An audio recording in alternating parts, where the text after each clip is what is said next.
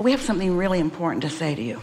And we're going to say it in a really blunt way. Yeah, please. Anytime you feel strong, chronic, negative emotion about something, you are nurturing a flawed premise, an untruth, a big lie.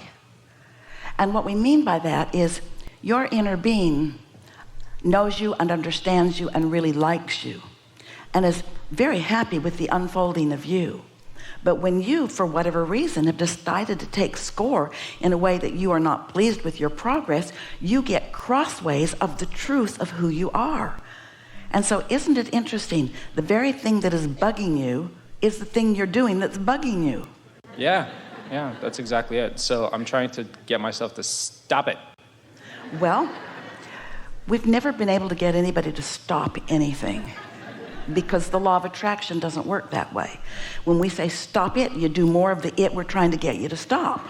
It's just the way the law of attraction works. So it's about starting something else, or it's about doing something else. And I do that, yeah. We have some questions for you, all right with you? Yeah. What do you think it is that makes you so acutely sensitive or evaluating of where you stand?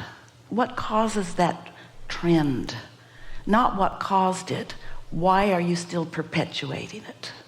Because you could have somebody picky in your life being critical of you and da-da-da-da-da-da, but unless you keep renewing that, it doesn't keep happening. So what do you think it is that causes you to continue to renew the trend of not enoughness, haven't figured it out yet?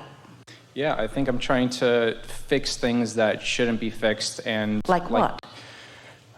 Just old thought processes, and trying to move on from the past and try to... But hear this. This is such a good way to begin this conversation. Moving on from the past must let go of the past. We see it saying, I'm going to move on from the past. I want to get past that. And so it has to be a different mindset. Moving toward what? Not moving from what?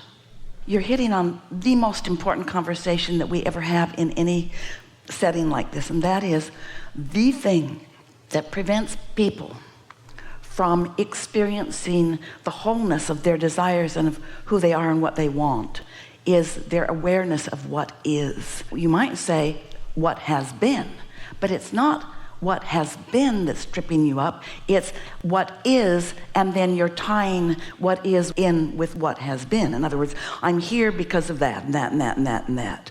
I feel like this because of that and that and that and that and that. But what is a buffet that has wanted and unwanted, and you have to be a really good selective sifter not to keep regurgitating the parts of what is that you want to release.